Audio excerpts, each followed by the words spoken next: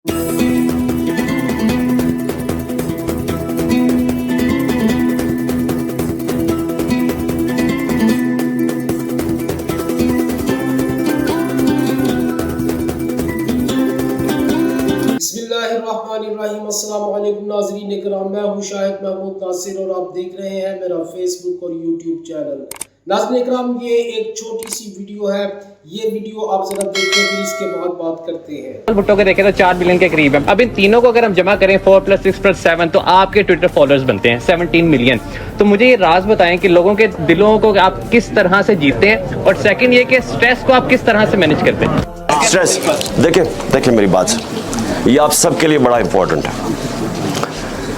जो stress management है ना, वो सिर्फ मेरी सारी ज़िंदगी स्ट्रेस में गुजरी है। यू नो, जो आदमी चैलेंज लेता है, हार जीत जिसकी ज़िंदगी में, क्रिकेट की ग्राउंड में हार, कभी जीत रहा है कभी हार, तो वो स्ट्रेस जो होता है ना, उसके 2 तरीके होते हैं। एक स्ट्रेस की मैनेजमेंट होती है एक्सरसाइज, जब आपके ऊपर स्ट्रेस पड़ा एक्सरसाइज होती है वो। लेकिन जो सबसे बड़ी स्ट्रेस मैनेजमेंट वो नमाज है। अगर आप नमाज पढ़ी, इस तरह नहीं पढ़ी जाती। वो भी मैंने अपनी ज़िंदगी में शुरू में, क्योंकि माँ बाप कहते थे सुबह की नमाज़ पढ़ लेता था, मैं शुरू की बात कर रहा हूँ। लेकिन जब आप नमाज दिल से पढ़ते हैं और ये इसके ऊपर कंसंट्रेट करते हैं, ये याद रखें कि ये जो एक है ना इंसान की आज़ादी, इय्याका नअबुदु व इय्याका नस्तईन, जब आप अल्लाह के ऊपर ईमान रख देते हैं कि मैं तेरी इबादत और तेरे से मदद मांगता हूँ। जी तो नाज़रीन इकराम, आपने सवाल भी सुना होगा और जवाब भी। अब ऐसे शख्स को कोई फितना कह रहा है और कोई यहूदी एजेंट कह रहा है। मर्दान में इमरान खान के मुखालिफ मौलाना कासिम साहब की वीडियो बहुत वायरल हो रही है, जिसमें वो बार बार इमरान खान की बुराइयां पेश कर रहे हैं और उन्हें इमरानी फितना कह रहे हैं। अगर इतने बड़े उलमा के मुंह से इस तरह के अल्फाज हम किसी मुसलमान के लिए सुनेंगे और फिर वो ये चाहेंगे कि हम इन लोगों की इज्जत करें, तो ये कैसे मुमकिन है। इज्जत करवाने के लिए इज्जत करनी पड़ती है। इमरान खान ने भरे मजमे में मौलाना कासिम साहब की तारीफ की, लेकिन उन्होंने इमरान खान को इमरानी फितना कह दिया।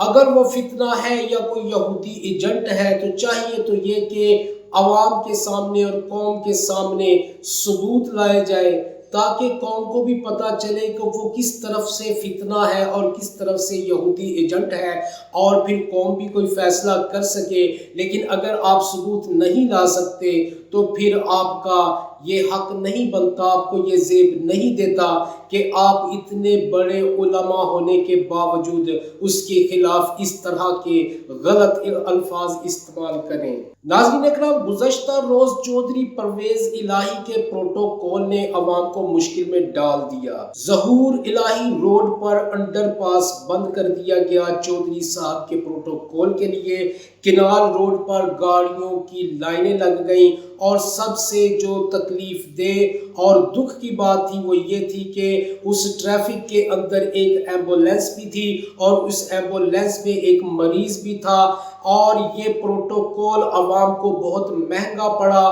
पीटीआई का ये वतीरा नहीं है चौधरी साहब, ये पुरानी बातें हैं, ये प्रोटोकॉल और ये सारी चीज़ें। इन प्रोटोकॉल को ख़त्म करें, अवाम के लिए आसानियाँ पैदा करें, ताकि अवाम के दिलों में आपकी मोहब्बत पैदा हो, ना कि नफरत। ये इस तरह के प्रोटोकॉल से परहेज करें तो ज्यादा बेहतर होगा। नाज़रीन इकराम, शाह ज़ेब कत्ल केस में जो फैसला अदालत ने दिया है, उस फैसले पर बहुत बड़े बड़े लोगों के एतराज़ात आ रहे हैं, और शाहरुख जतोई को रिहा करने पर लोग बहुत बुरी तरह से तकलीफ में है, और लोग मायूसी और गैर यकीनी की सूरत हाल में मुब्तला है। और हमारे कानून में है कि जो फैसला, बेशक उसमें सुलह ही क्यों ना हो गई हो, जिस फैसले के बाद अवाम में मायूसी और गैर यकीनी की सूरत हाल पैदा होने का डर हो, उस फैसले को सुलह के बावजूद उसके ऊपर इंसाफ किया जाना चाहिए। और शाहरुख जतोई को रिहा करने का फैसला